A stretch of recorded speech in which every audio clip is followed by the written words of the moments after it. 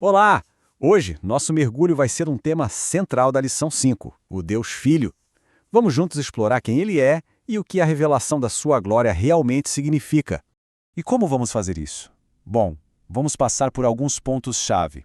A divindade do Filho, a sua centralidade, a missão redentora e, por fim, a adoração. E o fio condutor de tudo isso? O evento da transfiguração.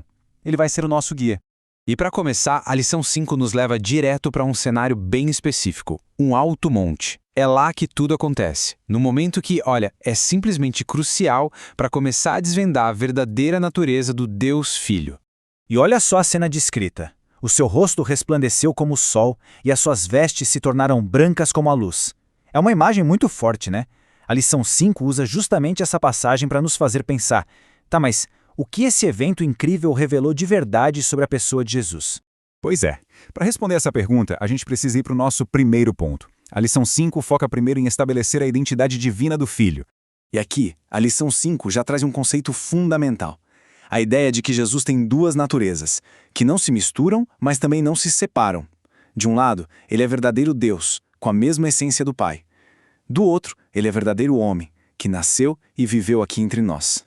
E para não deixar nenhuma dúvida sobre isso, a lição 5 traz um termo grego bem específico, homoousios. Pode parecer complicado, mas a ideia é simples. Significa da mesma substância. Ou seja, o Filho não é um Deus menor ou algo parecido. Ele é da mesmíssima essência divina que o Pai. Totalmente Deus. E a lição 5 continua construindo esse argumento. Olha só, ela lista atributos que são só de Deus. Eternidade, imutabilidade, onipresença e por aí vai. E todos eles são aplicados a Jesus. A mensagem aqui é bem direta, né? A divindade dele não é uma parte, é o pacote completo. Até mesmo o nascimento de Jesus, a concepção virginal, é usada na lição 5 como uma evidência dessa divindade. O texto usa a palavra grega dunamis, que é basicamente poder divino, para descrever como o Espírito Santo agiu. Isso mostra que a Trindade inteira estava ali, em ação, desde o comecinho. Ok, então a lição 5 já deixou bem claro quem Jesus é. Agora a gente volta lá para o alto do monte para entender o porquê. Por que ele é tão, mas tão central? E aqui tem outro termo grego que a lição 5 aponta e que muda tudo. Metamorphoon. É a raiz da nossa palavra metamorfose. Só que, nesse caso, não é que Jesus virou algo diferente. Foi mais como se um véu tivesse sido tirado, revelando a glória divina que já estava ali o tempo todo. Ele não se transformou, ele se revelou. E aí, no meio dessa cena, aparecem duas figuras gigantes, Moisés e Elias. A lição 5 explica que isso não é por acaso. Moisés representa a lei, Elias, os profetas. Basicamente, é o Antigo Testamento inteiro ali personificado. A presença deles é um testemunho de que tudo que veio antes apontava para ele, para Jesus.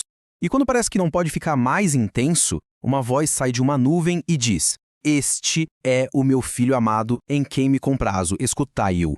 É o Pai falando, esse é o ponto alto. Essa declaração coloca Jesus num patamar acima de Moisés, acima de Elias, acima de tudo. É a confirmação final da sua autoridade. Certo? Divindade estabelecida. Centralidade confirmada.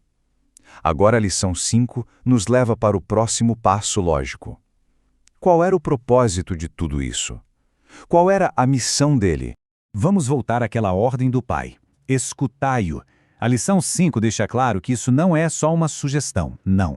É um comando divino que inaugura uma nova fase. A partir daquele momento, a palavra final, a revelação máxima de Deus, é a palavra de Cristo. Ponto. E tem um detalhe visual que a lição 5 destaca e que é muito poderoso. Depois que a voz fala, os discípulos olham e... Cadê Moisés? Cadê Elias? Sumiram. Só Jesus ficou. A imagem é muito clara. A lei e os profetas fizeram seu trabalho. Agora o foco é só nele. Então, a grande conclusão que a lição 5 tira disso tudo é a seguinte: Jesus é único. Ele não é só mais um na fila dos profetas. Ele é o mediador, o único caminho para a reconciliação com Deus. Por isso que a lição 5 chama a transfiguração de um evento pedagógico. Não foi só um show de luzes, sabe? Tinha um propósito de ensino. Era para preparar os discípulos para o que vinha pela frente. Foi uma forma de dar a eles uma prova da majestade e da vitória final de Cristo sobre a morte. Bom, já passamos pela divindade, pela centralidade, pela missão. E agora, onde tudo isso desemboca? A lição 5 nos mostra que o destino final de todo esse entendimento é um só: a adoração. É como se a lição 5 apresentasse uma resposta em 3 passos, uma consequência lógica. Primeiro, vem o reconhecimento. Ele é o Senhor. Depois, a atitude de ouvir e obedecer. E o resultado natural desses 2 primeiros passos é a adoração. Uma adoração com reverência e gratidão. E tudo isso nos deixa com uma pergunta para pensar. Uma provocação final que a lição 5 coloca na mesa. Se Cristo ocupa de fato esse lugar de centro absoluto, como isso redefine tudo? Como isso muda a maneira de entender e de viver a fé?